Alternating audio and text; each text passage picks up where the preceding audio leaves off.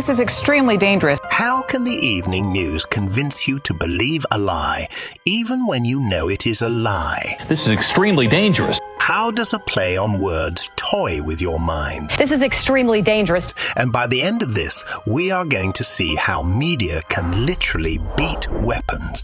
This is extremely dangerous.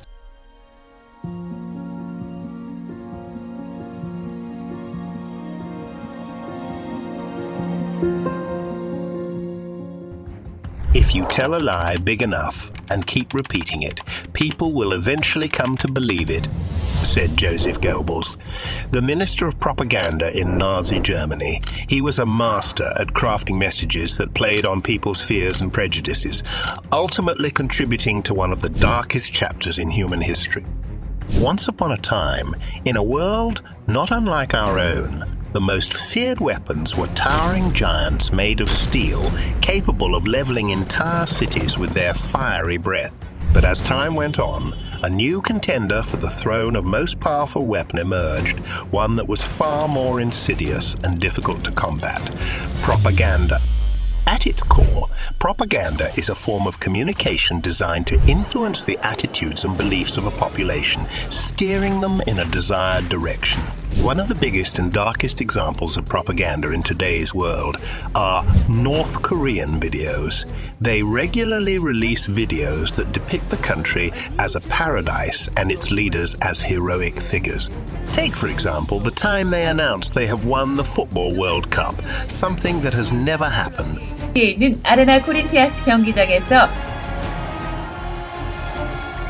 다음 단계인 4강전에서 용감한 북조선팀은 In today's world, propaganda seamlessly blends into our daily lives, taking on various forms to influence our views and beliefs. Scrolling through social media, you'll find it hidden in memes, tweets, and viral videos. Did you know that a simple headline from an unknown source can subconsciously affect your brain? This phenomenon, known as the sleeper effect, demonstrates how a message, regardless of its initial source, can become persuasive as it gets shared and reshared. It gains credibility over time as people forget its origin and focus on the content itself.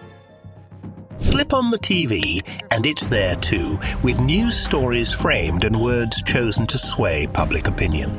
The power of words in propaganda cannot be underestimated. Let's explore the different strategies employed to wield words as tools of influence. Euphemisms are a crafty way to make something unpleasant seem more palatable. For instance, saying collateral damage sounds less harrowing than admitting to civilian deaths. Any war has its cost. The cost sometimes in terms of human beings. So you're saying that they are collateral damage in this war? To some extent, yes. Loaded language utilizes emotionally charged words to provoke a specific reaction. Describing an opponent as a terrorist or evil is a strategic way to dehumanize them, thus justifying any actions taken against them.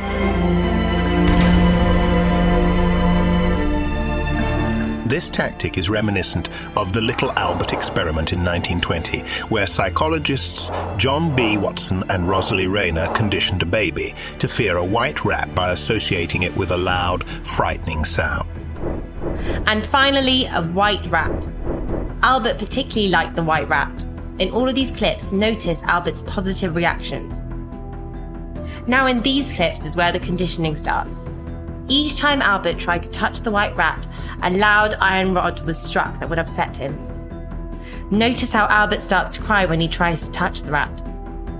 Just as little Albert developed a fear response to the rat, propaganda aims to create strong emotional reactions to certain words or images to manipulate public opinion. Repetition is a powerful tool that imprints a message in the public's mind through constant repetition of a slogan or catchphrase across various media forms. This tactic is effectively leveraged by the illusory truth effect, a psychological phenomenon where a statement is more likely to be perceived as true if it is repeated multiple times.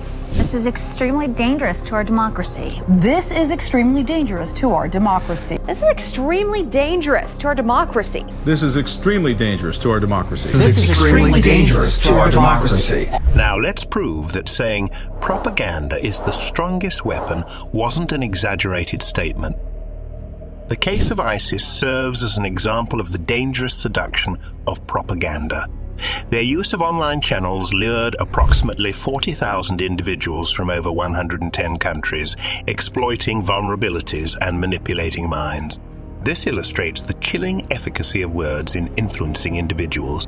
Now, let's move to the hypothetical battle of Green Hill. Country A, armed with a formidable propaganda machine, faces off against Country B, a military giant, over the disputed territory of Green Hill. Instead of clashing on the battlefield, Country A launches a global propaganda campaign. They share stories, images, and videos painting Country B as the aggressor and themselves as the rightful owners of Green Hill, drawing on cultural and historical ties to garner international support. Meanwhile, Country B invests in military strength, deploying troops and weaponry to Green Hill. While they might have the upper hand militarily, they lose out on the crucial battleground of public opinion. Fast forward, and Country A narrative gains traction, swaying public opinion and drawing international condemnation of Country B. Facing international isolation and internal pressure, Country B has no choice but to retreat, handing a bloodless victory to Country A. This hypothetical scenario illustrates that in the modern age, the power of propaganda can sometimes outstrip that of military might. That's why questioning and analyzing the information you encounter is crucial. Don't just accept information at face value. Be wary of emotional appeals that aim to manipulate your response. And most importantly, expose yourself to multiple perspectives to escape the echo chamber of your beliefs.